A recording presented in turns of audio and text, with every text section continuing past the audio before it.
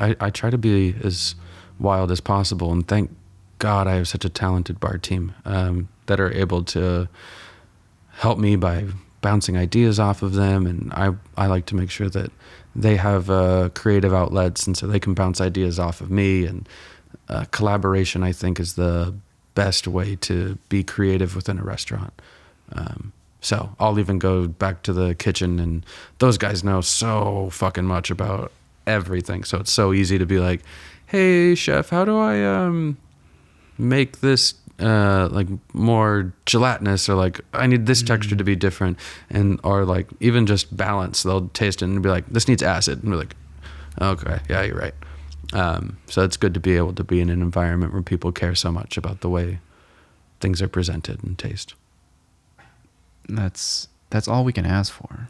Yeah, I think being surrounded by a group of people that are equally as passionate as you are helps you from being complacent.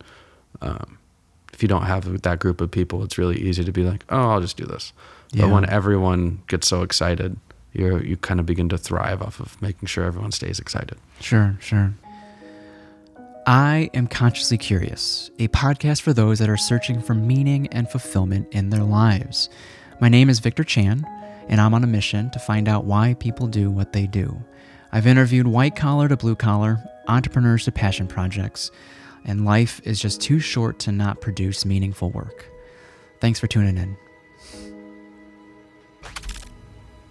Okay. All right, we're going. Okay. We're live. Hello, everyone. It is April 15th. We have Stevan Miller in the studio today. We're going to chat about hospitality, about his journey through hospitality, and I'm sure there's so much more to you because he's also a podcast host. Mm-hmm. So there's multifaceted avenues of flexing the creative muscle. I think so. I think the more avenues you have to be able to express how you feel and what you want to create, the more complete and balanced your life will be. Yeah. There's also this like collaborative nature to it that's very fulfilling for me. Without this podcast, I wouldn't have any reason to talk to these various individuals that I talk to. You could stop people on the train like that one guy. You're absolutely right. I know in New York. Yeah.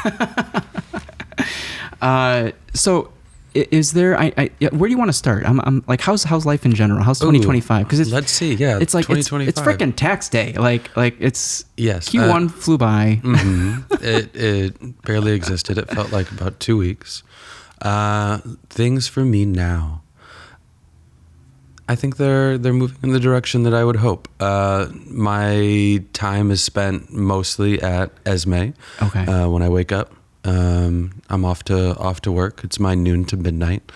Wow.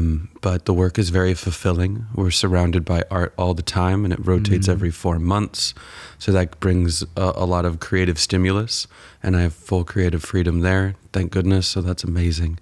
And then in my personal time, when I'm not hanging out with my beautiful fiance and our lovely dog, I spend my time working on balanced hospitality. Which is it more than a podcast? What is it? It started off as like a video series, podcast. Yeah. Couldn't figure out exactly the rhythm of it. And it has since evolved into one pop-up event with the really fine folks over at Lemon. But I feel like that's where the energy is heading towards, creating more drinks-oriented events with a purpose. Is food ever going to be involved? Yeah, get at me, y'all. Who wants to cook? Let's go. I feel like there are so many great private chefs blowing up at the moment. Yeah, and it's crazy. Think about like all the chefs who are there, maybe line cooks, or maybe they're sous chef, and they are learning how to cook other people's food, and they don't always have the avenue to create their own lane of expression through what they're making. Sure.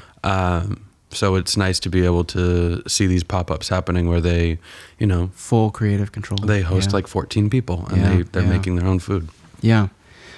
So as you plan future dinners or future pop-up events, do you where are you generating the revenue from? Is it through ticket purchases, or if you have like a group of individuals in mind that you wanted to bring it together, I don't know, it should be incentive enough to come to this, like, oh, because there's, these people are going to be there together. But do you, like, if you were to try to offset the costs, like, are there certain brands or sponsors that you would look towards? Yeah. So for me, the beverage world has always been about your relationships to other people. So there are people that, as you continue through this game of directing beverage, you meet, and they work for larger companies, and they want to make and build their brands as well. And so there's this beautiful little moment where you can say, I'm going to create this. Do you want your brand to fit into it? And once that clicks, then it's selling tickets, then it's creating the cocktails, then it's creating potential food offerings, and then it's hoping that people receive it and show up. So is that all? Where would coming up with the budget come in place? That's at the very beginning. I'd kind of just do the math of like, all right, this is going to cost me X amount of dollars. How am I going to generate that revenue? I then go to certain brands and I say, this is the kind of budget I'm looking for to get started. The tickets that I've done, it's all been donation based, which is a really great model, I think, because it doesn't put up a barrier to entry. Okay. We had lots of people just walk in and be like, hey, can I come in? And I was like, yeah, I don't think there should be, because the way the first event worked, it was called Nani Loa and the Death of Tiki. And it was all about appropriation versus appreciation. And while I never came out and said, I don't like tiki bars, the idea was, let's talk to people who appreciate culture or are leading the charge and representing their culture, and not have to say directly whether tiki should continue to exist in the same way in some areas, but letting people come to their own conclusion. And then creating drinks that are inspired from my grandmother. We called her Nani, and it was short for the Hawaiian word beautiful, which is Nani Loa. So wow. Yeah. So do you go, like, your roots are from Hawaii? My grandmother's family was from Hawaii, but by way of Puerto Rico. Wow. So they immigrated to Hawaii after a major hurricane in Puerto Rico, hundreds of years ago. Well, I guess 150, long time ago. Yeah. Wow. And a large number of Puerto Ricans made that journey around to Hawaii because the sugarcane industry was destroyed. Or Oahu. Oahu, yeah. Oahu. So my family lives like an hour and a half outside of the city, like near Pearl Harbor-ish. Okay. Yeah.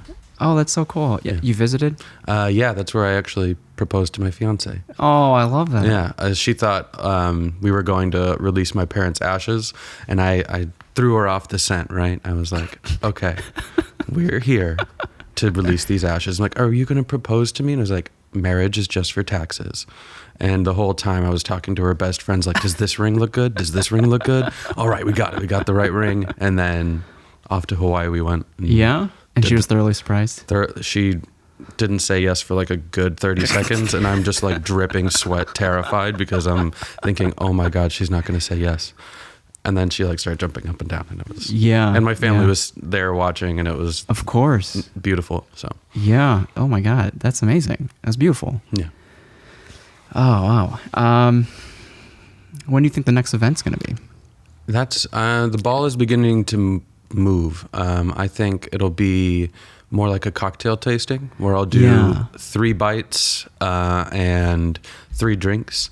I want to focus on, the wonderful street food that we have, in the city, and create cocktail and street food moments for 3 courses. I just found about a new chip brand, local style. Okay. They were like Jim from JP Graziano was like put her in the story, but I think she was working for Foxtrot and let go. And correct me if I'm wrong. I think her name's Laura, if she's listening. But she decided she wanted to create local Chicago flavors in chip form.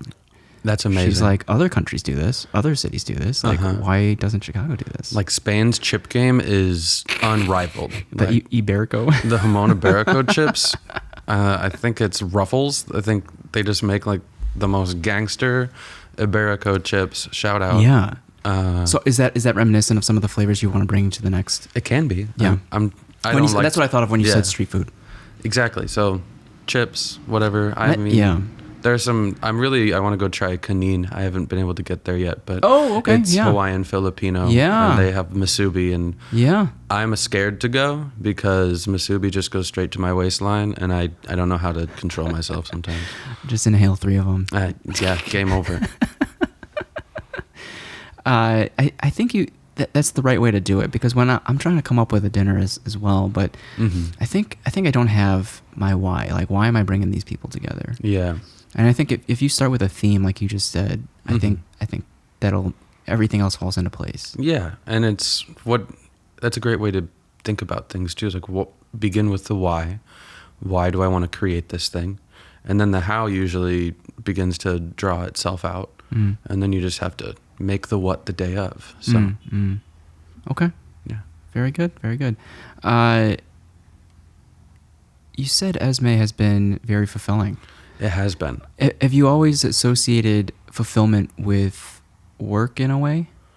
I think that it can lead that way, and I think in my youth I thought it was the only way to find fulfillment. But I have since found that there is as much fulfillment as sitting watching a river flow by as there is. When did you have that realization? I don't know when it was, but it was. Is that more of a recent thing, or you at a relatively younger age? There was I think a dark night of the soul for me after I stopped working at a fine dining place, and I had poured so much of like my soul and energy into it, and then there was the void afterwards, because if you're not a part owner or are not connected to these things, when you leave, it's like you've abandoned your child. From your perspective. From my perspective, because you're not connected to the thing that you were building anymore.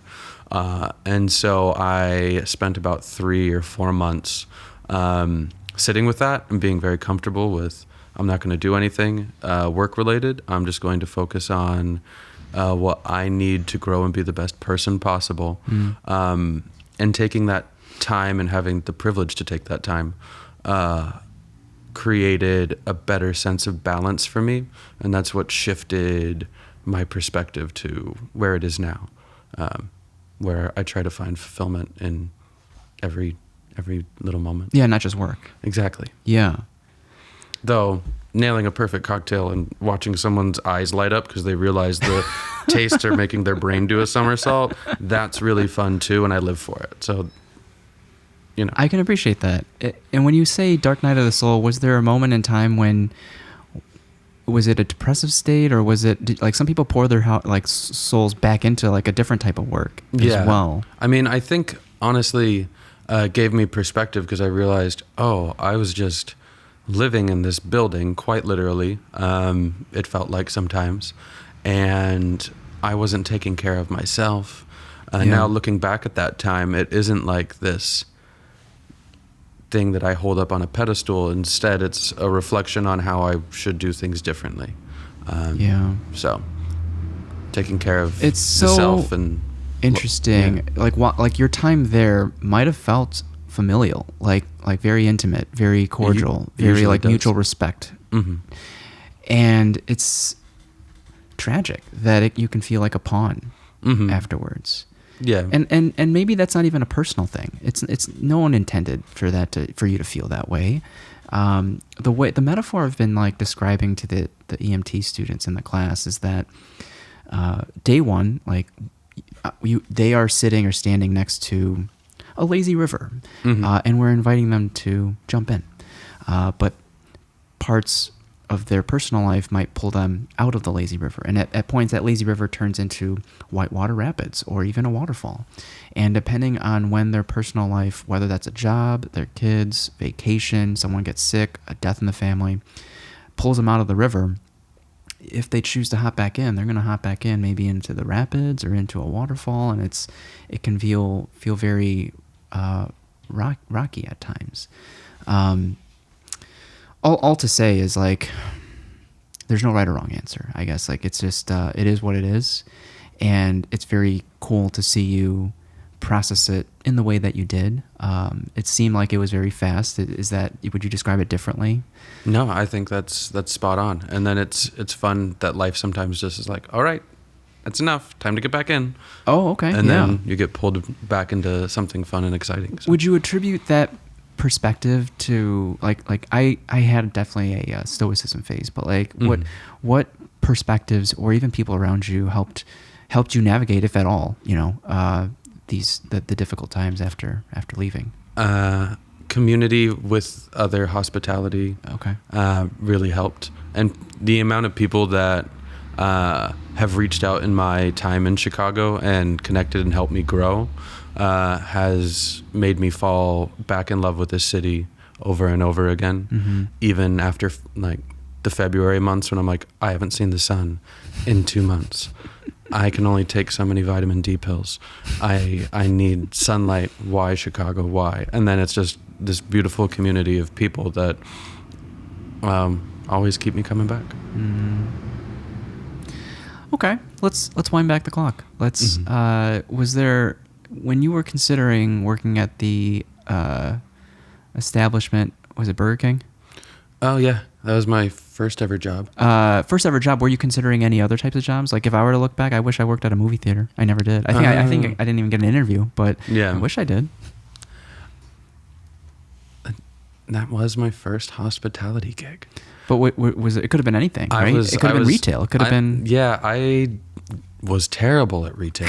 So you tried. I tried retail. It was a second job. I was living in California at the time, and I worked at a sporting goods place for a little bit because I like sports. I could do this. And watching my caveman hands try and fold a shirt, I'm sure gave everyone else around me so much joy. Not my gift. And it's nice to. I think I usually have a good compass for. Oh, I have a knack for this, and it brings me joy. I'm going to keep doing that thing. Yeah. And I usually shut off pretty quickly things that don't foster that within me.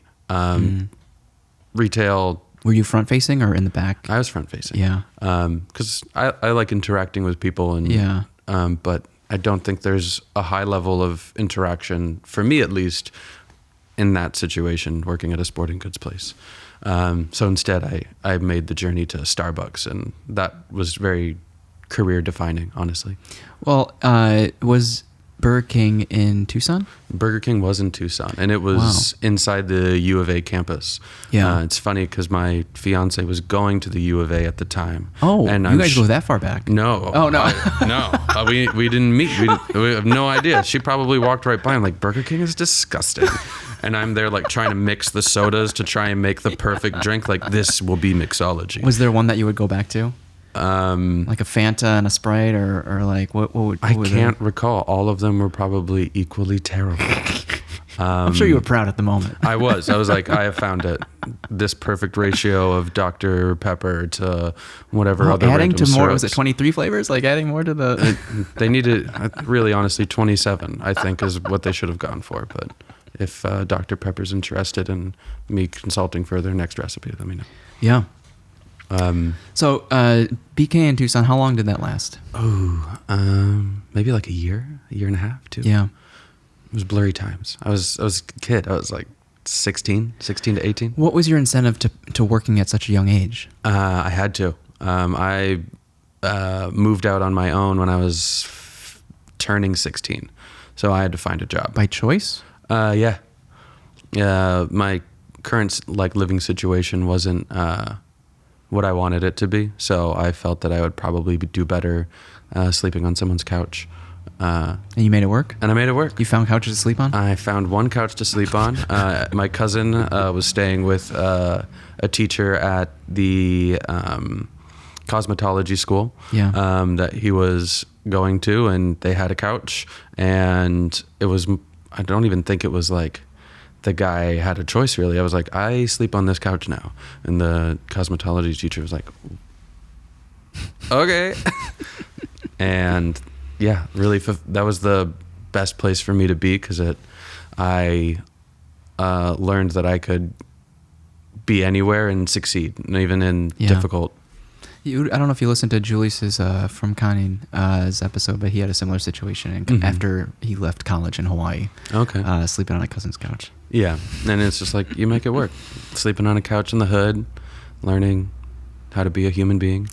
And what was the impetus to move out west to California? I got an invite to, hey, do you want to live out in California? My uncle was like, I have a room. You could stay here. Oh, so more family was looking out for you. More family looking out for me. Okay, so okay. I was blessed that way. I thought it was a stranger. I'm like, who's inviting you? Who's a 16-year-old to California? I was 18 at the time, Okay. and I got a job at the Starbucks they frequented. Okay.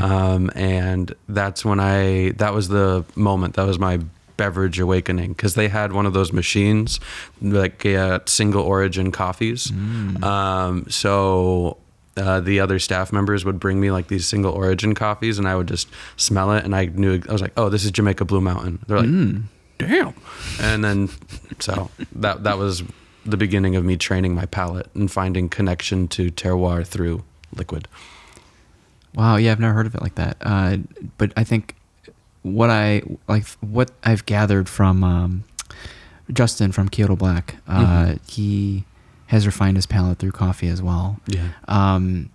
But through that, like, was that a launching pad to just try as many things as possible then? And or I guess thinking hard about what you're actually smelling and tasting? Yeah, exactly. And then like at Starbucks, they have like these little tea shakers. And I learned how to seal it and do bar flare. Oh. So I was like, oh, I could seal this so tight that I could actually flip it around and be crazy. So I would do that, and then all these people were watching like, bro, this is my morning commute. Can you hurry? And I'm like flipping their drinks.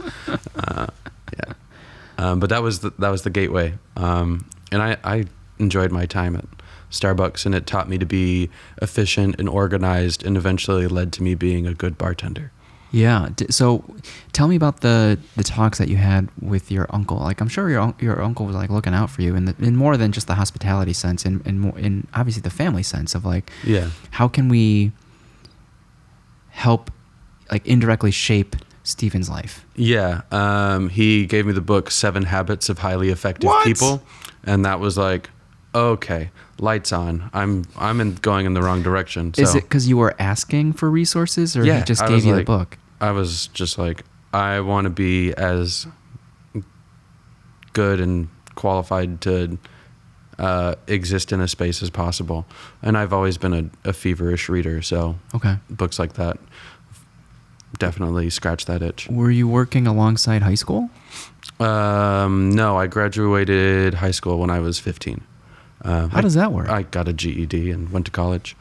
I spent some time in private school when I was a kid, and like they were teaching me Latin and stuff, and it was just this little tiny. There were 50 students from kindergarten to 12th grade, so it was basically like a homeschooling group. Wow. So with a fair amount of propaganda, there was actually some really great education nestled in there. Okay. So, what do you have to have in order to challenge the GED? If you remember, I don't know if you know. You just take a test. But like that's and what? You can take a test, and I think at the time maybe I had to have the guardian signature. Wow. So with that, you can start applying to college. And I just went to the local community college. Like they looked at the test scores and they're like, "You're going here, right?" And I'm like, "Yeah." And so I was the annoying kid. I was like, what is this little child doing in my class? Like, I'm sure that college kids are like, these AP students are so annoying. So did you ever feel like school wasn't for you? I know you said you were very curious. Like some people school was like, not for me. I couldn't, like, trying to learn while seated just freaked me out. I couldn't, like, I tried. Yeah. And I did pretty well, but I actually spent a lot of time learning how to act at a conservatory. Okay. And so the teacher was like, yeah, you can come here, but you can't afford it. And I'm like, I know, but wouldn't it be cool if I was here? And so he let me do that. And I did random things, and I stayed behind and helped clean up for the classes and stuff. So that to me is a sign that you're genuinely interested, right? So like to them, like, did they see a future in that for you?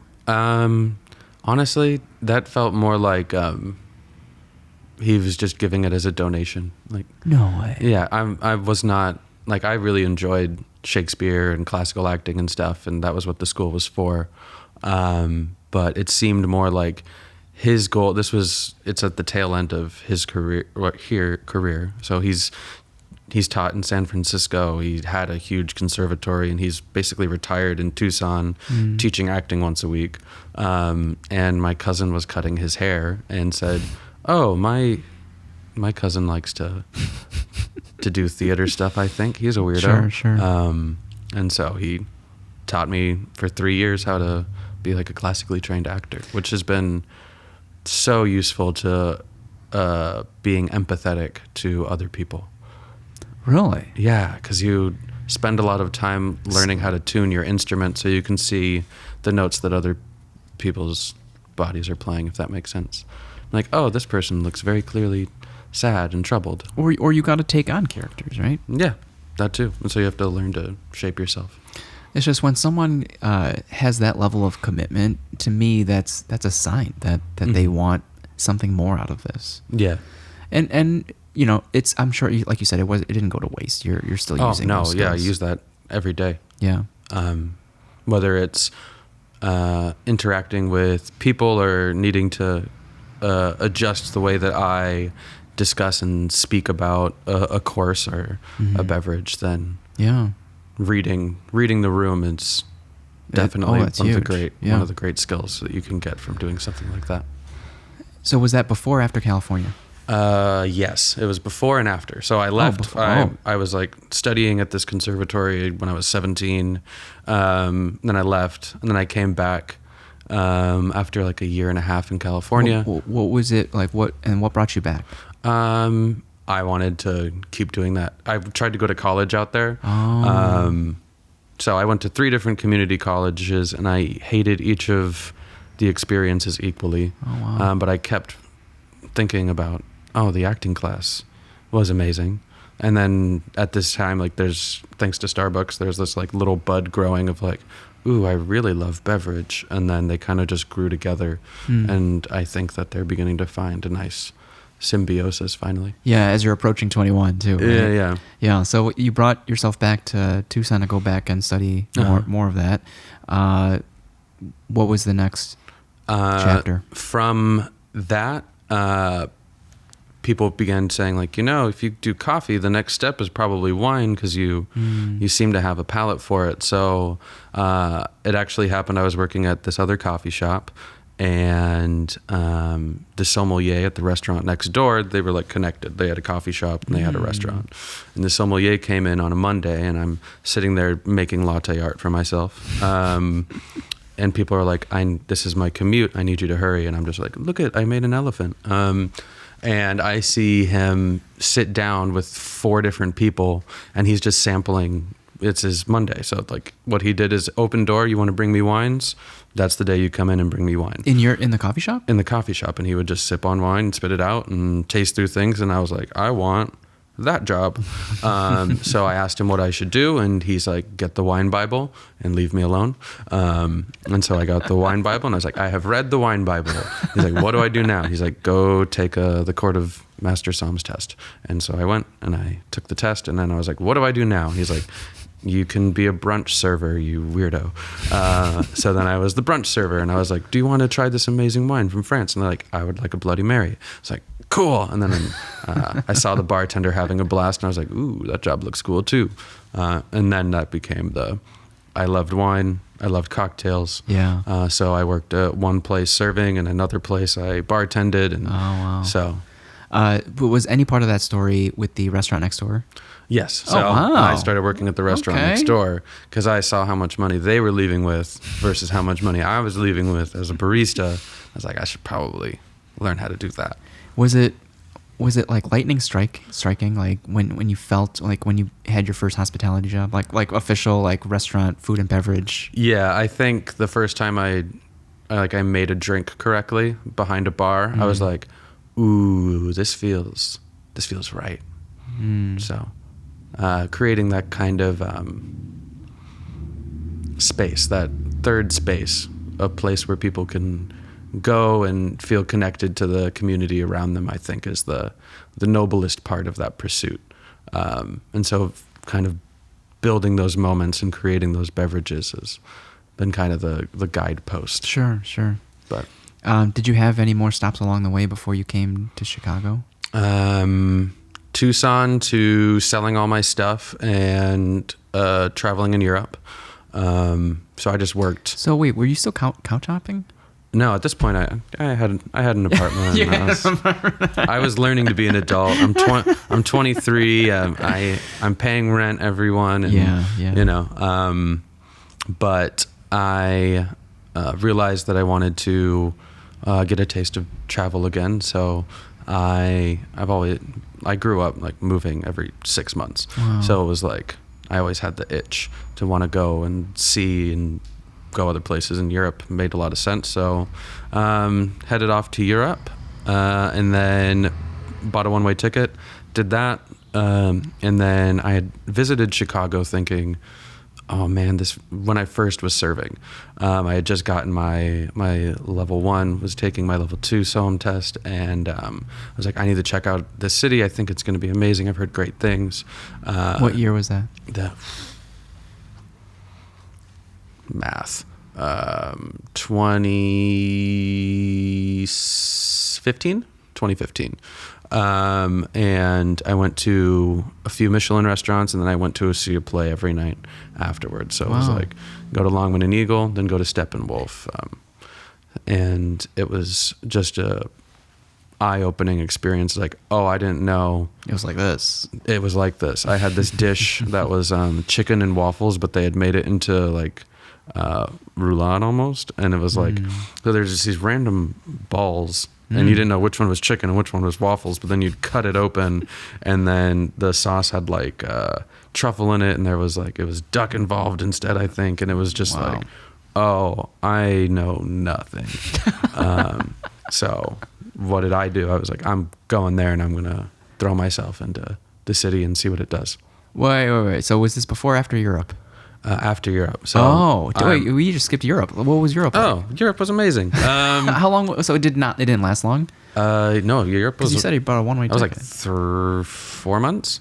Yeah. Okay. So flew into Spain thinking I was going to Turkey, missed the connecting flight.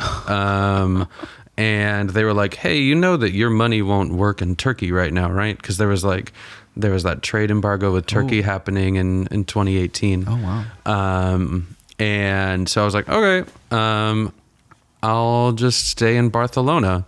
The best place to be, one of my favorite cities on the planet. And I just hung out there and popped around at a hostel and did the thing that everyone does, and you'd go sightseeing, and took a bus over to Milan. Milan is not my city, but Florence is. Is there? I haven't been. I've been to Florence, but why not Milan? All I know about it is the shopping, but like I don't know exactly. I'm sure there's more to it. Oh, there's right? so much more. The Duomo in Milan is like one of the most beautiful buildings. I think if I went back now, I'd appreciate it more. But being a poor backpacker, I was like, oh, yeah, Lake Como. And next time. But Florence was perfect. Yeah. I got lost, and a guy was walking by, and he's like, "Are you American?" I was like, "Yes." He's like, "Do you speak Italian?" I was like, "No." He's like, "Do you want help, please?" And he gave me his phone number, and then I called him once I got to my hostel, and he'd given me directions. And he was like, "I'm going out tomorrow. Do you want to hang out?" And he was a history student, and so he gave me the entire history of Florence, and we just walked around, and it was like the most kind. How does something like that happen? How selfless.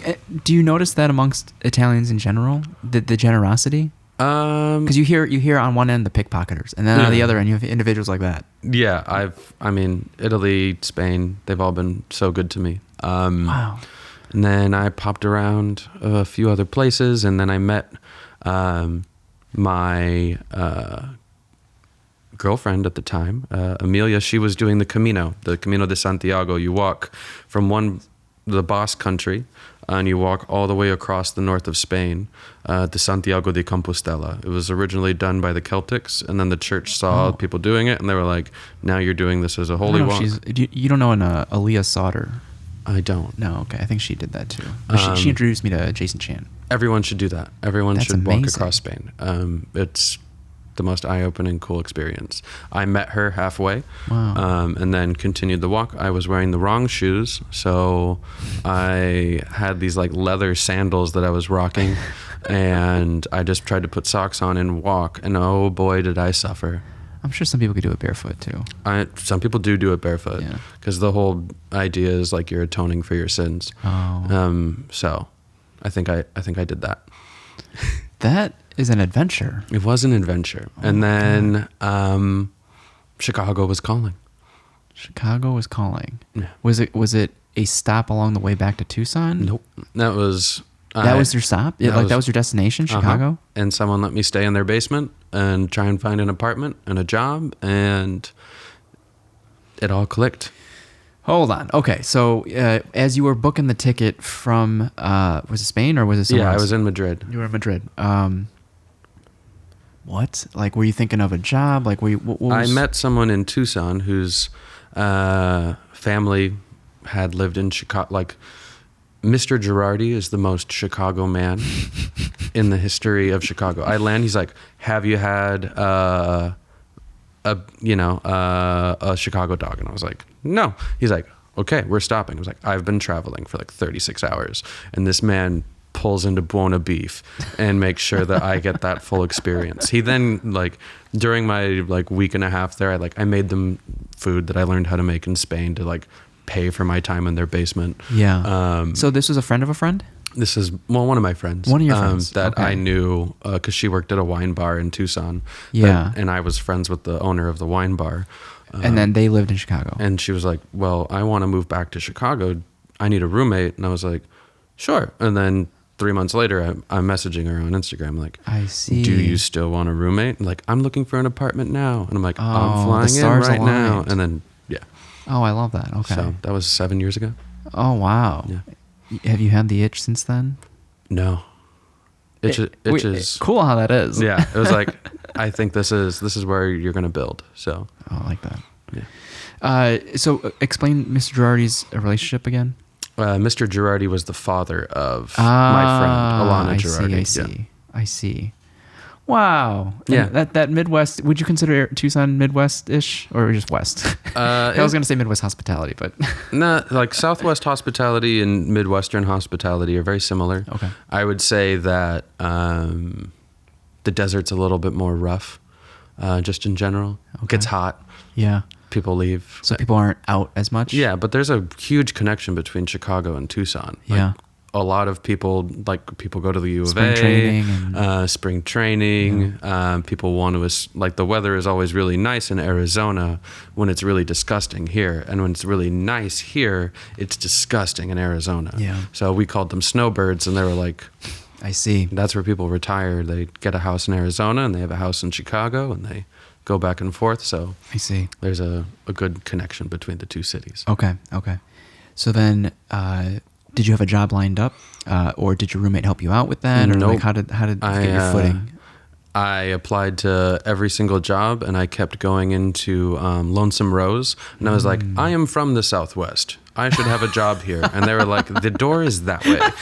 They didn't want anything to do with me because I didn't have the Chicago experience to get into that bar. So I got a... How did you first hear of Lonesome Rose?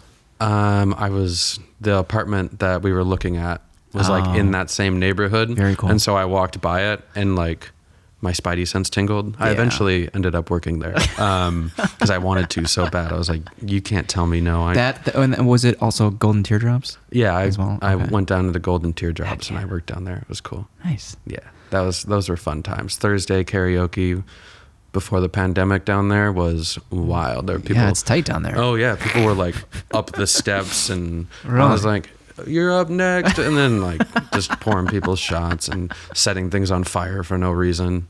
I don't know. Fire marshal probably wouldn't approve, but. So then, after they showed you the door, where was the next stop? View Rooftop. I've heard of that. Is that in the South Loop, or was It is South Loop.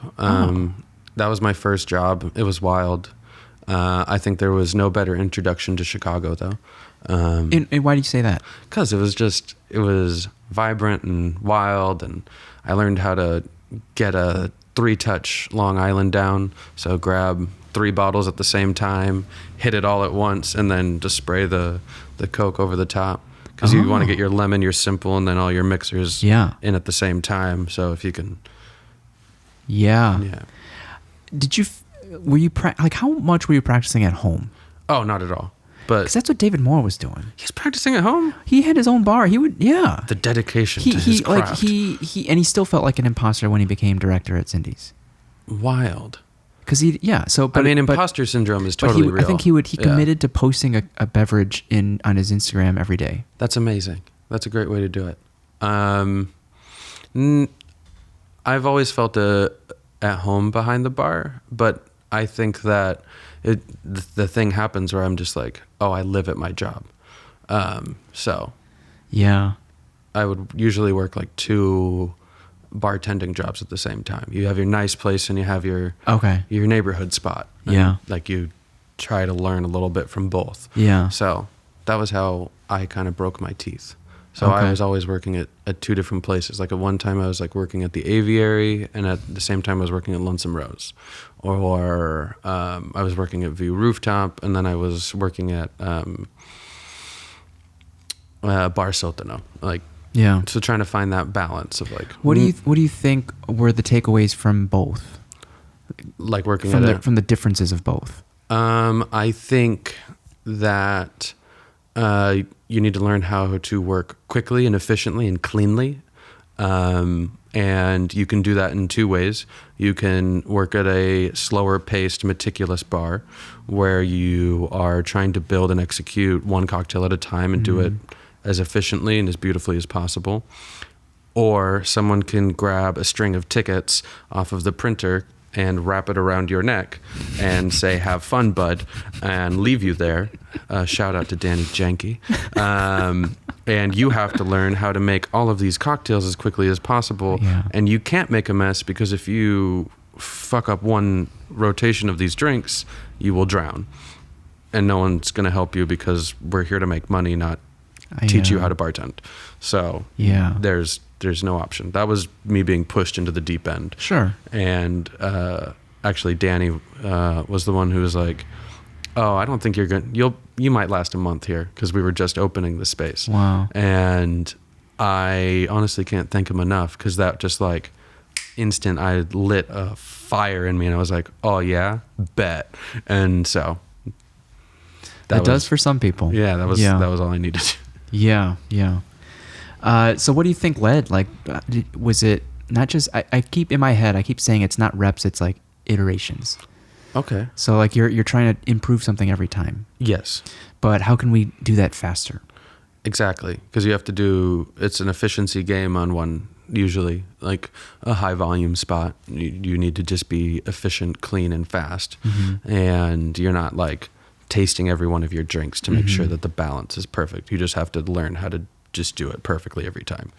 And then you won't have to worry about it. And if you're not doing this at home on your own time, you know, what free time do you have at work to do it? Yeah, exactly. So, it reminds me of one of my first bartenders that I've ever talked to, David Leone. Oh yeah, David Leone. And I months ago bumped into him at Money Gun, and I was like, what a treat. And he was the first person that introduced, I don't go out a lot, but like he was the first person to introduce Dealer's Choice. And I'm like, you can never go wrong with Dealer's Choice. Yeah.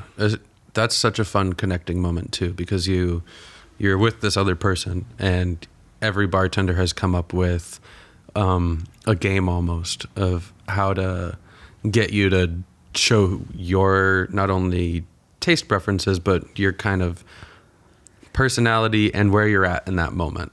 Because the drink or the experience you want to have right after a breakup is going to be very different than the drink or experience you want to have after your friend just got married. Yeah. So finding where that person's at in their day, in their life, figure out what that person likes to drink is almost like the third thing you for me that I'm trying to figure out. So then how do you tease that out in such a short amount of time? I usually try and I'll start just asking questions. I'll be like, what's your favorite kind of pie? Whoa. And then they're like, wait, what is your favorite kind of pie? I would say either key lime or strawberry rhubarb. Okay, so now I know that you like things that are like slightly acidic, but also balanced. So now I'm thinking sour. That's how my brain's working. Next, I need to figure out where you're at. So I'll depending on the person, I'll be like, "What's your star sign?" And then they'll be Pisces, or I don't know. Is that a star sign? What's a star sign? Are you? Know. Yeah, I'm a Pisces. You're a Pisces. Okay. So that just gets. It's just the way that you said it, and then the way that your eyes like looked up to the left, like, why is this guy gonna ask about that? And now you're laughing. I know that you can be in a convivial mood, so I'm gonna make you something lighter, brighter, slightly acidic and bitter, and then watch out. Well done. That was amazing. But every mixologist, every bartender, they do it a different way. And there's no wrong, rhyme, or reason. But in this moment right now, that's how I would have gone about it. So what place were you first able to utilize those skills? Or like, were you presented with that type of opportunity to be that creative and playful? Ooh, let's see. There were tastes of my ability to be creative at Golden Teardrops. Basically, it was a blank canvas downstairs, and it wasn't as busy. It was a tight menu when I've only been once. It was a very tight menu, but I'm sure if it was dealer's choice, you could do whatever you want. Yeah, and so I did a lot of dealer's choices down there. Cool. Great bar program that was built out originally by Paul McGee. He did Lost Lake. He did 3 Dots and a Dash, and is considered to be one of the. Like now I don't even think he lives in Chicago. I think he's in New York, and I think he comes out here for consulting gigs. Nice. Which is the dream. Really? Yeah. Somebody calls you up and like, I need a bar program. And you can have this one. And then you just hand it off. So anything else besides Golden Teardrops where you were playful? Describe Bar Sotano, because I haven't been there yet. Bar Sotano is amazing. So basement bar. Okay. Is its translation. It is beneath Frontera in Topolobampo. So that is a Rick Bayless joint. That was where I was during the pandemic. Right before the pandemic, I started there, and I was moving into like a bar lead role. Okay.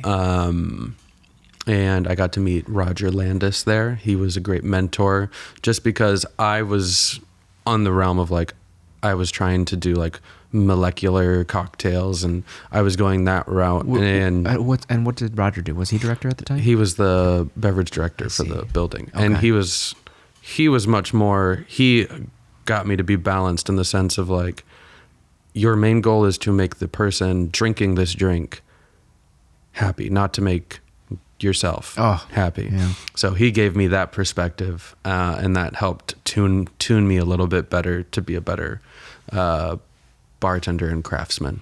And so I learned that from him there. But then the pandemic happened, and I got to watch Rick Bayless pivot and mold his business so fast. Like he was like, the ship is not going down, and we're going to take care of everyone on it, so buckle up.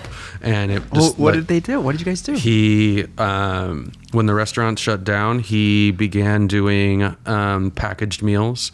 So all the managers would go around and drop off care packages to hospitality workers, and he just crossed off the bases. You would get rice, beans, 3 vegetables, a carton of eggs, protein, and they would just drop it off. At people's homes? At people's homes.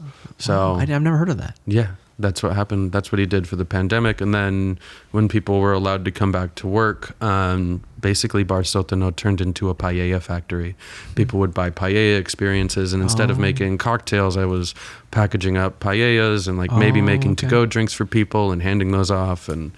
But every meeting was like, all right, how do we adjust next? This is the latest guidance. This is our adjustment. Did you ever consider the like cocktail to go kind of programs? Yeah, we did. We did cocktails to go. Yeah, and we would like create these cool little packages, and he put it so that there was a QR code to a playlist so you could listen to the Bar Sotano playlist at home while you were having your meal. So it felt like you were... What about online classes, like corporate classes? For like you personally, not necessarily through Frontera or anything like that. At that time I was actually like, I had just recorded like I had wrapped recording for the Wayward Muse video series. I think it was March 3rd, 2020. So my buddy and I had just finished recording at places like Billy Sunday. We did record at Bar Sotano. We recorded at a janitor's closet with Jeff Tate. And also went down to the Duck Inn, which is nearby. And Chef Kevin. Yeah, Kevin Hickey's amazing. Brandon Phillips is a master mixologist. So tell me about Wayward Muse then. Yeah, so that was the idea there was like, we were trying to get a proof of concept. We were trying to figure out, okay, can we do a video series where I roll around and talk to usually bartenders and learn their craft and what spirits that they focus on and record those episodes and showcase those places. Yeah. And so I made 4 of those episodes, but then the pandemic happened, and so I could no longer keep making those episodes or try to showcase them. So it was a great learning lesson. But that's how the podcast was born, because I was like, well, I can record through Zoom and still have these conversations. That's true. And so that's how. Do you miss the video aspect of it? I love video. Video's fun. Or in the in-person interaction, or being on their home turf and getting to showcase their home turf, right? Yeah, going into spaces and like seeing a groggy beverage director at 11 a.m. who had signed up for this. Instant regret. Instant regret. I mean, like, all right, we're going to get you mic'd up. We're going to set up these cameras. Oh, the camera angle's wrong. We're going to set them up again. Oh, the ice in your cocktail shaker's melting. You're going to have to build that again. Ooh, do you think you could shake it a little bit more like this in this direction? Okay, that looks good. Oh, the lighting was off. Oh, I forgot to turn the mic on. And it was just like... Thank God people were so patient. But see, you're iterating. You only did 4 episodes. Like, I would say start judging after 50. You know. I think so. So are there plans to eventually bring it back? I think that we'll start doing video with the events. So the event will turn into a whole episode.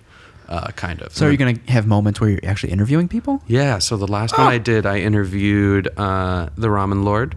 So that was amazing. And then wait, but that was a podcast, right? Yeah. So like the way it worked is you bought tickets to the podcast, and so we sold out like 50 tickets.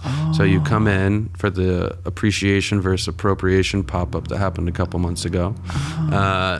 So Mike came on stage and we talked live in front of this audience about ramen. Did you have amps to broadcast it? Lemon has all the stuff that you need. Oh, shoot. I just didn't have video at the time because I just couldn't coordinate it, and also budget-wise didn't quite make sense yet because we were still figuring out how much is this thing going to cost. But it worked out. It worked out great. And then after Mike, I interviewed the owner of 10 to 1 Rum. So that was amazing. And so back-to-back interviews? Yeah. How long did that take? So it was like 30 minutes each. Yeah, Mike. Okay, it wasn't that long. Okay. Yeah, okay. I like to keep it, It's tough though. It is. From my perspective, it takes 25 minutes to get warmed up. Yeah, for real. And then, so you just have to keep it so tight. You had a 50-person live audience. 50-person live audience. That's amazing. That was great. And so that's kind of the formula now. How fast did tickets go? We sold out like 2 days before. So okay. It was like a slow trickle. It was a slow trickle, but it's still sold out. That's amazing. Yeah, it was absolutely awesome. What do you think it was? Was it your reputation with beverages? Was it Mike? No, like, what do you I think it was the collection of very talented people around me that assembled. So I had a guest bartender, Jeff. And all of this happened because of that Wayward Muse series too. Really? Because I knew Jeremy because I filmed him in 2020 at Billy Sunday, and now Jeremy is one of the owners of Lemon, and so I reached out to him, and he was like, "Oh yeah, you're still doing weird stuff, perfect." And then Jeff was another episode, and then Jeff was like, "Yeah, I'll show up. I'll make some cool rum cocktails." That's Jeff's specialty. He's master of rum and other beverages. Like, he's so creative and has such a nice calming energy. So we vibe on that level.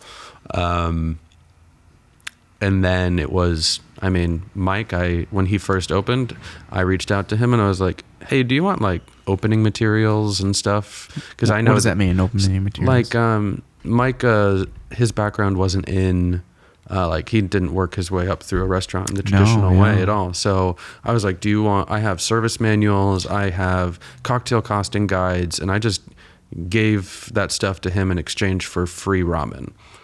He was like, oh, I can't pay you. And I was like, oh, I'll take ramen. And he was like, deal. And so handed that stuff over. So when I raised I just posted on Instagram looking for people to talk about appreciation versus appropriation in a live format. And Mike's like, I think I'd be great for that. And I was like, yeah. Because his appreciation of Japanese culture and his understanding and his tenacity to learn and be a student of his craft, I think is pretty much unparalleled. So being able to have him on stage and then conversely then talk to someone who started a rum brand based around their heritage, it was a great way to look at how you approach culture. I like that. Yeah. Do you feel like a lot of the audience in the room were already aware of these two individuals? Like you didn't have to do a lot of introducing? I think for Mike, there were a lot of Chicago people that were like geeking out at the fact that they were going to get to hear him talk about ramen. Okay. So that was part of the audience. And I think a lot of people just, some people knew Jeff and they were like, well, sure, why not? Yeah. And then there's a core audience of cocktail nerds in the city, and they saw the chance to. That's really cool. Yeah. That's really cool. And looking back, how did you feel like you thrived as a host? Because as a host, you want everyone to feel welcome and warm, but then like, is it easy or hard for you to remain present throughout it all? Yeah, that's the trick. If I ever lose presence, I do a box breath. Yeah. Okay. Yeah. For 4 seconds each, or 4 seconds in, side, hold for 4. Yeah. 4 seconds out, hold for 4. Me too. I'm trying to do that. And then you're locked in again. Mm-hmm. So, at least for me, that's usually how I have to do it, because I can easily, in my free time, I like to play a lot of chess, and so like I can try and like game plan out. Okay, then I'm going to do this, then I'll do that, but if I'm in the moment, then you're not present if you're doing that. Yeah, exactly. You got to be here. It's interesting. It's like planning is everything, but plans mean nothing. Exactly. Right. So playing mental chess games is important, with the understanding that none of it can work out. Yeah, exactly. But like if you're in the moment, and I mean, you're never going to get that moment back. Like I'm never going to get to go and host my first event again. That moment has passed. So it's important to be there completely. Or can you share how much it actually, like, were you in the hole afterwards, or did you kind of break even? I made a little bit of profit. Wow. Not a lot, but enough for a hard day's work. Yeah. Yeah. Yeah. There's a lot to event planning. There's a lot to execute that. Because not only was it the podcast episodes, we did a full happy hour cocktail event right after. So I had these 2 conversations. So I got there so early. So my well and my batches and stuff are already prepped out. Maybe that's what I got to do. Instead of thinking a whole dinner, just do cocktail hour. Hey, if you need cocktails, you let me know. I know. It's brewing. And I feel like the longer I wait, it's the more elusive it becomes. Yeah, there's no time like now. I heard today, like, the worst place for an idea is in your head. That's so good. That's a t-shirt. It's true. I think taking the jump is one of the most important things that you can do. You'll figure it out. I know. You just gotta jump and do it. Tell me about the rest of the pandemic. I don't know do you also know an Anna Thorne? That name sounds really familiar. She's most recently, I think, Beverage Director of Boca. Oh, no, not Boca. I think she left Boca, actually. I think she's at, I don't know if it's Lettuce now, but she was at Boca for a really long time. Yeah. But I met her right before the pandemic, but we caught up, we stayed in touch in the pandemic, and she curated a lot of online cocktail classes and things like that. Yeah. But was your time, what was the rest of your time at Bar Sotino like then? It was good, but I feel like I've always had a close affinity with agave spirits. just growing up in the Southwest and growing up, I'm mixed race, so part of my family definitely carried on a lot of that Latin energy, and tequila, mezcal, bacanora was that ever present. But also I wanted to mix it and create new things because I also had a different background. So I wanted to broaden my scope and make my own program from scratch. And then someone in the neighborhood was looking for a bar manager. So I went and chatted with him, and I worked at Bouquet, and that was my first time ever designing a bar from almost scratch, just because he was coming out of the pandemic and he was looking for someone to help what he had already started, which was a really great neighborhood bar in a quiet neighborhood of Albany Park. Well, Albany Park's not quiet. It's loud. But there wasn't like a cocktail bar of that level in that area. So it was amazing that he just, do whatever you want. And so I learned a lot about how to balance cost of goods and make sure that you were turning a profit and make sure that labor wasn't too high. And it was a small space, so if I was managing, then I had to make sure all those things kind of clicked and made sense. So then how many seats are there? It's like 20. 20. It's tiny bar. But we got a patio license, which was important because it gave us a larger footprint. Sure. In the summer months. Okay. But it was just right there on the street. Like, people were walking by. So it wasn't like enclosed in any way. Were you trying to explore more with mezcal at that time? It was everything. Okay. I always like to have agave in my back pocket, but it needs to find... it's got to be right. Yeah, it's got to be the right balance to a menu. Like, you can't go too much in one direction unless that's the theme of that space. Were you still studying or learning more about wine at this time? No. I had journeyed far away from wine. I was deeply rooted in just doing mixology. So that changed when I started working at Claudia. He had come into Bouquet, Trevor Teisch, who was the chef owner of the concept, and he had done a lot of pop-ups doing tasting menus under this name, Claudia. And he got his brick and mortar spot, and he was looking for a bar manager because there was a little auxiliary space, and he wanted someone to lead the bar back there, and big believer in creative freedom. So he said, you can do whatever you want back there too, but it has to be in the theme. The flavors that I'm going to be doing are Japanese and French, kind of fused together with whimsy and creativity. So you have to come up with a menu that fits that. And I think the best menu that I did at that place was a midsummer menu. I took a monologue from A Midsummer Night's Dream and turned each one of the lines into a different cocktail. So like, I know a place where the wild thyme blows. Wild Thyme was the name of the cocktail. Where ox lips and nodding violets grow. Nodding violets was the name of a cocktail.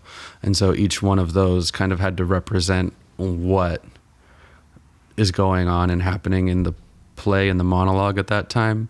And that's when like, oh, my classical acting training is meeting this whimsy moment. And we created a menu, and an illustrator designed images around each one of the drinks, and we created a book that is cool. That was so fun. That is very cool. What about his pitch when you were still at Bouquet appealed to you? That's interesting. I think the idea of being able to execute at a Michelin level with drinks was really exciting. Like, I love doing neighborhood stuff, being there for, the local community. But if you are doing Michelin drinks, then it's like, okay, I have to make these compete on a national level. How do I do that? And you felt ready to rise to that occasion? No. But we were going to do it. So. What did you have to do to get as prepared as possible? the first thing I do whenever I take on a new project is I just buy way too many books close to the subject, and then I spend way too much money going to places that I think fit into I see, yeah. that Research. mold. Okay. Yeah, research. That's the first step for me. Whose idea was it to reference Midsummers? It was mine. Look at that. Yeah. And when did that dawn on you, this full circle moment? I was looking for things to like tchotchkes to fill in the bar because we didn't open with like a huge beverage budget. Okay. So there was room to like put other cute little things. Okay. And the chef was a huge fan of Star Wars. And I found the perfect little bridge between his world and mine with that, because I found 3 Star Wars books, but they were written in Shakespeare's iambic pentameter. What is that? Iambic pentameter is the beats and measures of the poetry writing. So it's like long, short, long, short, long, short, long, short for 5. So they wrote in prose Star Wars. So what does that mean? Does that read more dramatically, or like how does that? Yeah, it does. It does, right? Okay. Yeah, because you're like, I'll have to look it up. I mean, Star Wars is already dramatic in a galaxy far, far away, but it's like, imagine like, a monologue instead of just like a shootout. I see. Yeah.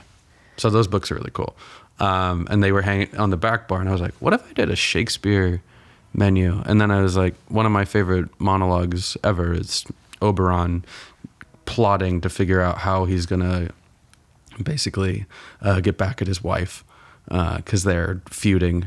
And so he tells his assistant, all right, I know this place, y'all. It's so magical. She's just going to lay down, and that's when I'm going to trick her. And that's what and it's just like, he's a fairy. It's really whimsical. It's set in Greece. And so it just like felt like, oh, this would be a fun moment. Okay. And it fit the kind of like whimsical nature of the restaurant. Sure.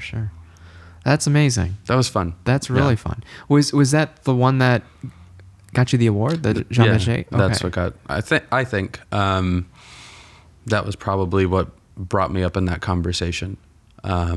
Which was surprising to find that out. Is it common for restaurants in their first year to gain notoriety like that? I think that first year is the most important time really? Push for it. Make an because impression. that's when you're going to get your review. That's when all the writers are going to show up to your spot. Yeah. It gets difficult as time goes on to get back to that first like creative push, because sometimes it feels like, at least in Chicago, the food writers at the time, they try to help push and launch the projects that they think are really trying their utmost to create something new. Yeah. And Claudia was one of those places. Esmé was another one as well, so that worked out. When you first got word that you were nominated, what was that feeling like?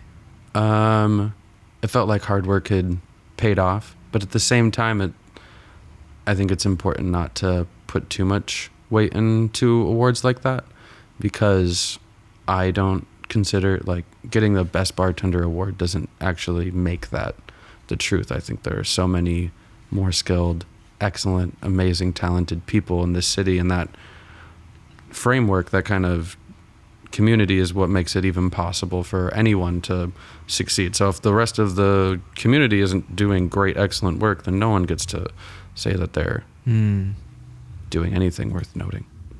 So yeah, that's a very balanced perspective to look at it. I think it's important. And despite the awards being very playful, though, right? Mm-hmm. Yeah. What was Chef like?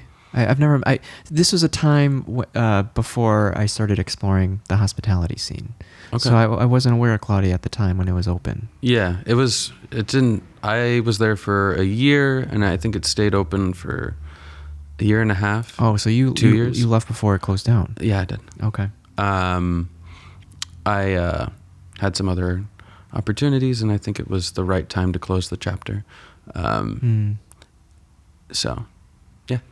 That's tough. I just looking through the articles about its closure, it brought me full circle to one of my previous guests. His name's Logan Sandoval. Logan Sandoval's been crushing it in the barbecue game. He's out in California these days. But I remember doing an episode with him when he would make or sell his smoked meats on an app called Schmeal.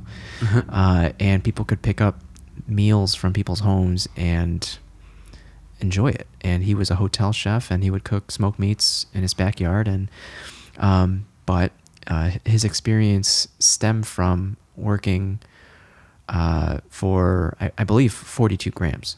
And then how unfortunate that, so I guess that learning lesson for chef is just like, how much effort do you put into, like, I don't know if marketing is the right word, but how do you show that this building is no longer plagued by the predecessor? Yeah. It's a long-winded question, but I think Tama has done a good job. That's the thing that's now in that space. Okay. I believe. Please correct me if I'm wrong. I have not had the pleasure of going. Yeah. But I think you just have to be able to fill and renew a space. I would recommend personally burning a sage and then going through and locking in the cleanse with some Palo Santo. And then maybe putting evil eyes up everywhere. Then maybe you got a chance. But you gotta create a new story in a space that has had bad stories in it, I think. Yeah, but it's interesting because you guys had good juju when you guys were there. Yeah, I think so. But I think sometimes it was his first time opening like a brick and mortar, your own spot. So there's so many lessons you have to learn, and you're not learning them like in school, right? Where you can adjust. There's a lot more at stake. Yeah, everything's at stake because you're not just making decisions for yourself. You're making decisions for other people's livelihoods too, and that's a lot of responsibility. So and I wonder, it doesn't always work out. It's a really tough game. The margins are so thin, and when you're working in the fine dining space, people are expecting a lot because they're spending a lot of money. Sure. So they want these like magical transportive experiences, and those aren't cheap to make. I'm curious how they're doing. I think if he's still at Astor Club. I ran into him recently, and he still is, I think. Yeah. As a business owner, sometimes I go back and forth. I'm like, I wouldn't mind a 9 to 5. Yeah, sometimes honestly. I wouldn't mind just show up, do the work, and go home. Mm-hmm. Oh, this is what I'm supposed to do? Perfect. Yeah. And I'm beginning to test out what it's like to own and create my own thing in the balanced hospitality space. Now that there are events happening with it, and there are opportunities to create some other things like drinks and stuff, ready-to-drink cocktails, are, I think, an interesting move, especially in the non-alcoholic space. So, as far as like CPG, CPG, consumer packaged goods, like canned, pre-made cocktails. Oh, very cool. Yeah. So was the next opportunity Esmé? Or was it something else? No, there was a good little gap in there, honestly. Where I worked at a place called Itoko for a little bit. I did some consulting work. And this is when like restaurants are coming back. Yeah. I think we were fully back at that point. Back, okay. Yeah. This is like 2022. And so at that time it was work-life balance. It was like, let's make sure that I'm not throwing myself too far into things, that I'm taking care of myself. When did you meet your now fiance? I met her in 2018. Okay, so it's okay. We together. met in Tucson, and we're actually getting married next week. So that's, what are you doing here? Really? I know, it's crazy. We're getting married next week. So, if I were to guess, like, was she a large part in this rebalanced outlook on life? Oh yeah, she has helped me so much, and like, because I can be very once I lock into something, like it's hard for me to like move outside of that until like the job is done. I'm a little obsessive when it comes to things that I create. So she's helped me balance that out a little bit more, and find moments to find creation outside of like the place that I'm employed or in the things that I'm doing for myself monetarily. So Yeah. So when did the DM from Chef Jenner? That came, I guess that would have been May of 2023. Wow. May or June. And Christine, the GM of Esmé, brought me up in a meeting, apparently, because they were looking for a bar lead. And she was like, what about Stevan? She had staged at Esmé. No, she had staged at Claudia, pardon me. And so she saw the kind of cocktails that I was making then. But then she came into dinner at Itoko. What was Itoko like? I've never heard of it. Oh, it's in the South Loop, Boca Group. So it's basically like Baby Momotaro. Oh, okay. Is I think the best way to think about it. Okay. But the level of execution and quality of the food is so amazing, and I've always loved Japanese cuisine. It connects me to Hawaii a little bit because it just feels like, oh yeah, this is why. Because like for me, like my family, if there was anything to celebrate, we went and ate sushi. If we had anything that we were sad about, we went and ate sushi. That was the familial gathering point was always around sushi. My grandma would make fun of me when I was a kid because I didn't know how to use chopsticks. She's like, "Oh, you're still a baby. You don't get to get the good sushi." And so I had to like learn how to use chopsticks. And were you bar manager there as well? No, I was bar lead. I started as just a bartender. I wanted something super casual. Okay. And they were like, "Do you wanna?" And I was like, "Yes, I do." Okay. So I was the bar lead there for a little bit. And I guess from an outsider's perspective, what are the differences in responsibilities? A bar lead still works an hourly position and still receives tips. They'll usually have like one admin shift every once in a while where you either place orders or do counts or help with inventory. Which is more managerial. Yeah, you'll like have a managerial shift, but then you'll still have bartending shifts. So it's really great for businesses that are, trying to make sure that their salary and labor goals are being met. Up next would be a bar manager. That's someone who doesn't work hourly shifts and instead is dedicated to managing and overseeing the operations of the bar. Then you have a beverage manager, and that's when you start taking over wine, NA stuff. And then beverage director is when you're looking over multiple programs. Oh, which is what you're doing now at Esmé. Yeah. What a leap. Right? That's a leap. It is a leap. So. And you rose to the occasion? I did, and it's been really fun to get back into wine. Yeah, it's been a minute. It's been a minute. If you've been following along with my story, it's been... Yeah. I was 22 when I took my sommelier exams. Did you get level 2? I took level 2. I did not get it. Okay. And that was kind of my moment to be like, oh, maybe this isn't it for me. But now it's been really fulfilling and great. I think that wine is one of the best ways to express and understand a place that can grow wine. Because the plant itself is mostly made out of water. It's a reflection of everything that's around it because it's so gentle. So, and each grape adheres and does well to a different place. Certain grapes are indigenous to an area, so they've had a long time to learn how to deal with difficult situations. You want grapes to struggle. So the quote that is in our wine book is a wounded deer leaps highest. I think that's true of human life as well as wine. The more that you struggle, the higher that you can grow or leap. So the great wines of the world are usually in places that are very difficult to grow. But that struggle concentrates the fruit and makes something that's lasting. Yeah, novel and unique. I think with humans that can be the same thing. If you're not struggling or finding ways to grow, then life won't always be as fulfilling. Yeah, there's something about resilience that makes it fulfilling. Doing the hard thing. The easy thing is to just give up. Yeah, the easy thing. And that's kind of the choice. Sometimes it can be so nice, though. It's good and important to remember, though, that your fulfillment, your mission, your goals might not be tied to labor, though.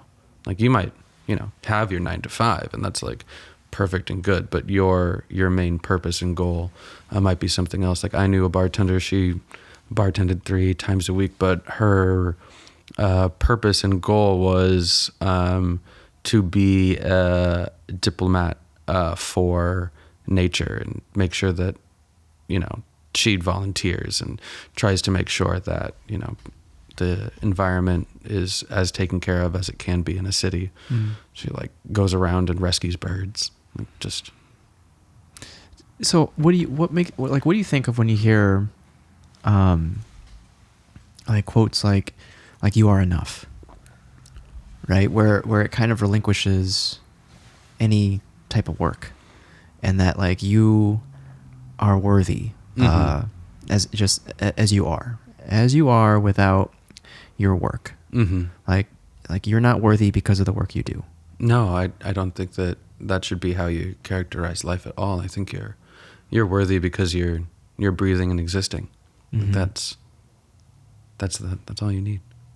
It is. And then we continue to want to create. And does that then come from a place of abundance if you truly embody this feeling of I am enough? Yeah, I think it should. Like where does that desire to continue to create come from then? If you feel whole.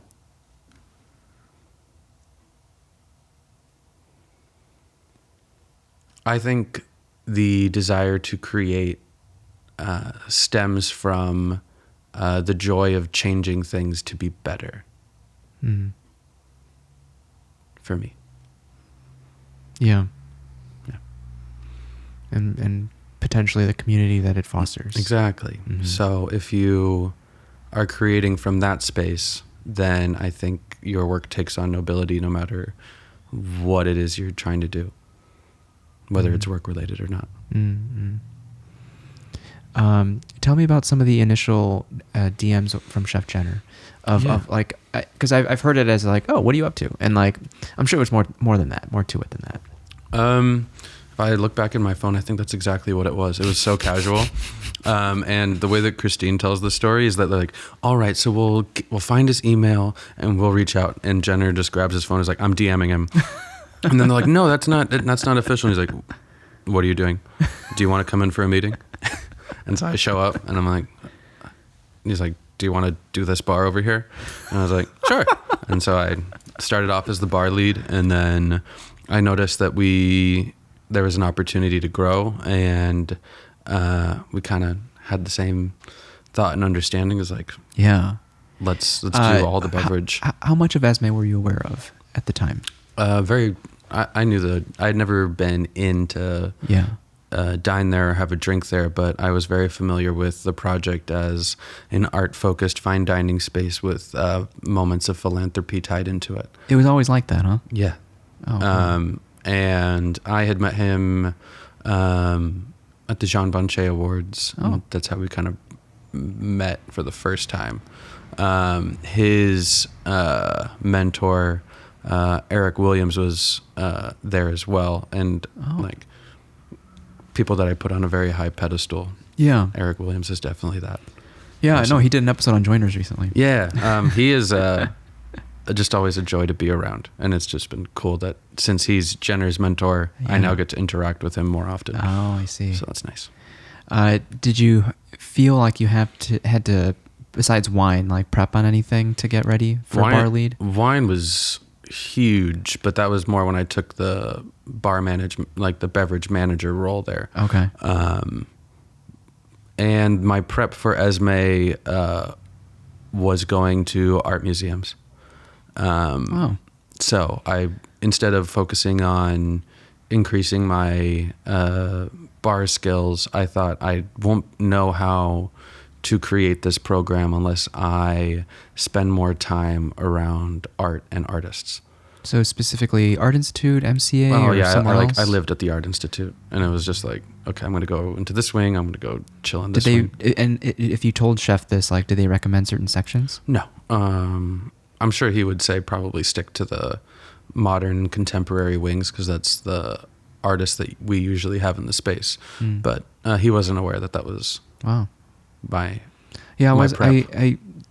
I haven't had the pleasure, and I didn't know the whole art program until, and I don't know Liz Flores like that, but like until I saw her at work in Esmé, and I saw a lot of collaborative posts, and it's something that no other fine dining place is doing. Not in this way. I don't think there is another one. As far as incorporating it into everything. Yeah, like the dishes are shaped by the artist and their experiences and the way that the art makes a chef feel. Wow. And it's every 4 months. Usually about 4 or 5 months, depending on other events and calendar. Is that choice for the next artist pretty collaborative, or is it? That's mostly made by chef's wife, Katrina. Oh, okay. She spearheads finding artists, and I'm sure there's conversations outside of that with Jenner. But yeah, if there was like a beverage program or beverage tasting alongside the tasting menu, is it a mix or a combination of wine, cocktails, and even NA? Yeah, so the three beverage offerings that I have right now, they're designed after art. Thank you, Art Institute. I noticed this cool thing in art history and wine history. Phylloxera began right when the modern art movement was blooming. Phylloxera was this little louse in North America that traveled to Europe and began destroying all the rootstocks. Because it was native to North America, all of the North American vines were used to this little guy and this mouse, louse, like a little tiny bug. And so it traveled and made its way to Europe and destroyed so many vineyards. So the ones that remained and stayed strong, like we consider those to be like these benchmark wines. So interesting. The way that the wine list is divided is that there are modern wines and then there are contemporary wines. Modern art, I usually tell people think like Frida Kahlo is on exhibit right now in the Art Institute. Think that, like, these are people who define, and now in our current time, people still model their artistic expression through the work that they had done. And then for contemporary, these are people who are doing things outside of the box or doing things that you might not expect. So the contemporary pairing begins with a cocktail, moves into a wine from North America, and then we do a co-ferment, which means they took elderberries and blended them in with wine to create a sparkling rosé. And because we're drawn outside the lines. We're not in the box of wine. We're looking around, seeing who's doing interesting things. So we'll go to places that you might not expect. Whereas the modern pairing, the first stop is champagne. Your next moment takes you to Louis Chibra, who is one of the best winemakers in Europe, in my opinion, and my favorite winemaker in Portugal. The Douro Valley is so difficult to grow wine in. And he has these beautiful old vines. And so, like, the stories you get to tell of these people and their connection to the place gets me really excited. So, contemporary pairing, outside the box, modern pairing, the best people making the best wines. So those are the two routes that we can take. Or you can go non-alcoholic. Okay. It's important for me to make the non-alcoholic pairing feel like it's not an afterthought. It's kind of my first thought, honestly, when doing a new menu. And I want to make sure that... What do you mean? You start with NA then? Or? I start with NA. Okay. Because I'll get the ingredients from chef before the menu's about to launch. And so doing culinary-driven drinks and experiences are important. So I think the coolest moment right now in the Frame Chicago menu that we're doing is we present a 1999 Tucha Pouillère tea from Rare Tea Cellars. Whoa. So it's been aging for that whole time. When you pour hot water on it, it's like orange. And the like tannin structure that you usually find in black tea, it's kind of softened and become more gentle. And it's paired with this really soft, elegant, yet almost spicy dish. So the two things go together because they kind of grow together. But then we take that teapot away, put an old fashioned inside of it, smoke it, and bring the teapot back. And then boom, you're getting an old NA old fashioned made from the tea runoff of your last course. And it's a way to continue to utilize and reinvigorate ingredients without wasting that precious flavor. Damn. Yummy. I want that old fashioned. It's made with Kikuto sugar and cardamom. Okinawan Kikuto, I think, is the best sugar that I've ever tasted. It's kind of like Emperor's Jaggery from India. It just happens to be from Okinawa. And they add a little bit of molasses back into the fresh pressed sugar cane. And like the aromatics and flavors are just so bountiful that when you pair it into a house-made like spiced ginger and Pouilliere NA spirit, it just creates this really fun old-fashioned moment. That's wild. It's so good. Are any of these beverages available at the bar? Like some of them are. Okay. There is a lion colada that you can get at the bar. Instead of using pineapple in like a pina colada, we use lion's mane mushrooms from 4-Star Mushroom. Of course. Cook it with sage, ashwagandha root because it is healing. And then cook the coconut milk together with all those flavors. Wow. And then we charge it with nitrous charges so it gets like extra creamy. It's wow. That one's fun. These are wild. I try to be as wild as possible, and thank God I have such a talented bar team that are able to help me by bouncing ideas off of them, and I like to make sure that they have creative outlets, and so they can bounce ideas off of me, and collaboration, I think, is the best way to be creative within a restaurant. So I'll even go back to the kitchen, and those guys know so fucking much about everything. So it's so easy to be like, hey chef, how do I make this like more gelatinous, or like I need this texture to be different, and or like even just balance. They'll taste it and be like, this needs acid, and we're like, okay, yeah, you're right. So it's good to be able to be in an environment where people care so much about the way things are presented and taste. That's all we can ask for. Yeah, I think there. Being surrounded by a group of people that are equally as passionate as you are helps you from being complacent.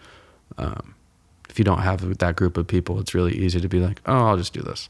Yeah. But when everyone gets so excited, you kind of begin to thrive off of making sure everyone stays excited. Sure. So is there anything that we should talk about that you're excited about within Esmé before we go on to like things that you're personally working on? I think the continued growth and development of that program is what excites me. I think that continuing to be connected to the artists that walk through those doors keeps me going. And I am really proud of the way that we are utilizing the ingredients as much as we can, so we're not wasting anything. I think that's my biggest passion right now, is making sure while some things might not be able to be considered sustainable, we can be not wasteful. Less wasteful, yeah. Okay.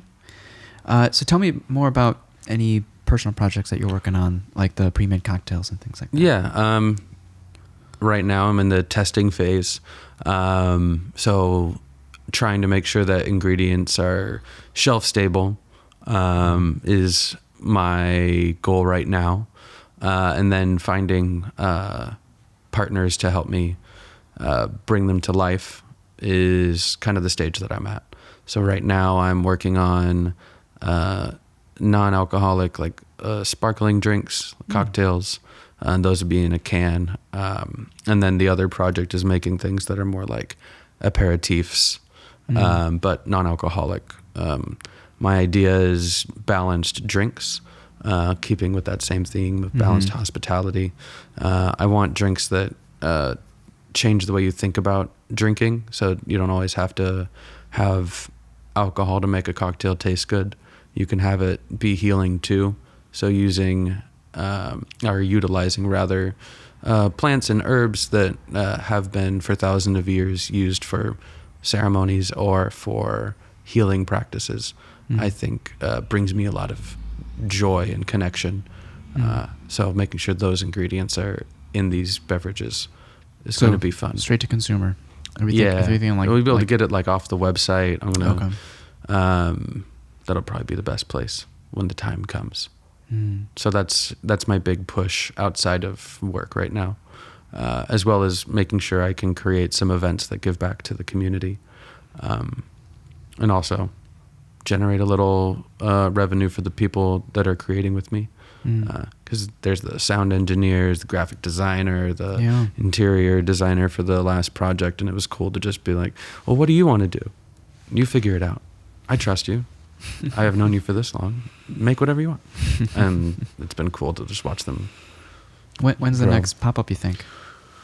Well, the wedding is next week. Then there's 2 weeks of not doing anything but being happy and in love. Are you staycation or going somewhere? No, we're going to Costa Rica. Very nice. Live that pura vida. So depending on how I feel when I get back from that, usually it takes about a month to roll these things out. So we're probably looking at June, maybe July.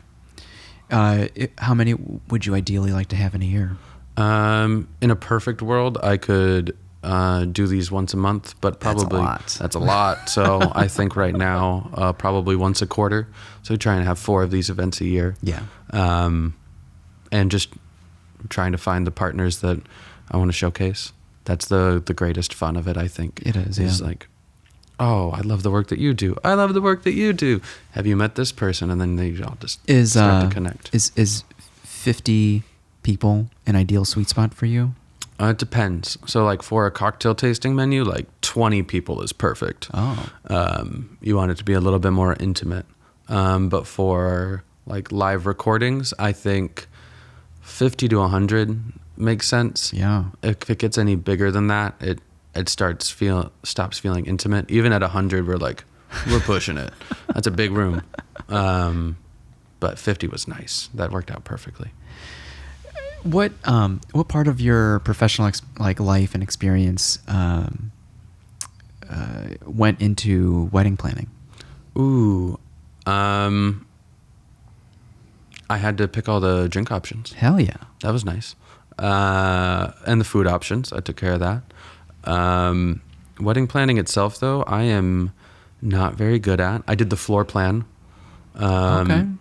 But then my fiance filled it in with the people, and she had this fun game of being like, okay, I think this person, we need to have this fun person at this table because these people are usually a little bit more quiet, and so she's playing this social game almost. You would probably do the same thing if you had a seated dinner event. Yeah, I think so. Well, actually, I'm kind of the opposite of her in that way. I would be like, just roll the dice, just sit free for all. That's what I kept saying. I was like, why don't we just get enough tables and people will sit and they'll meet new people and they'll figure it out. There's truth to that too. Yeah, because they'll probably end up sitting in the exact same way anyway that we thought they would, which is kind of funny. That's funny. What are you looking forward to in the wedding? Ooh, obviously, getting married, but I know the married part's going to be so cool. I think it's going to be so beautiful to have my friends and family in a beautiful, natural place and disconnecting from their day-to-day lives. Is it Chicago, or are you going to Costa Rica? We're going to Costa Rica. So the wedding's in Costa Rica too? The wedding's in Costa Rica. Oh, I love that. I know, and it costs the same to do a wedding in Costa Rica as it does in Chicago. No way. Oh, yeah. We probably saved money, to be honest. Wild. A wild thing. Okay, so when I hear that, because typically with destination weddings, it's it filters certain people out because it's it adds to the cost of a guest trying to make it to the wedding. Yeah, I think that I thought that, and then everyone realized, oh my God, an excuse for a vacation. Oh. So I thought we did invite, let's say we invited 100 people. I thought 30 people would show up. Yeah, yeah. Everyone that, like, I think the non-acceptance rate was like 10%. Oh, wow. So Okay. I think Nice. That's going to be a great time. It is. And it's not huge, but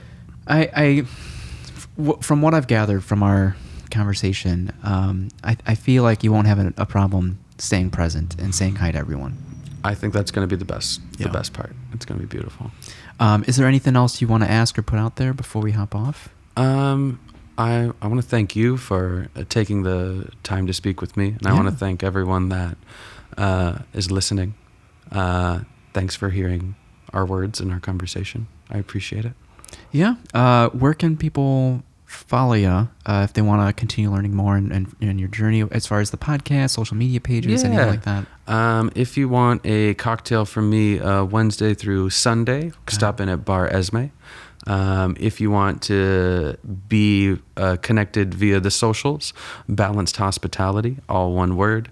And if you want to see what the projects are and the details about them, balancedhospitality.com. Nice. All right. Yeah, I'm excited. I got to pop into Esmé soon, and I'll keep an eye out for your pop-up events in the future. But it was truly a pleasure. This has been awesome. Thank you so much. Chatting with you. You're a very calm presence. And I think the people that choose to work with you these days, like, know that they see your creativity, they see your commitment to excellence. Keep doing what you're doing. Steven, thank you. Everyone else, thanks for tuning in. We will catch you next time. Bye. Cheers. Bye, everyone.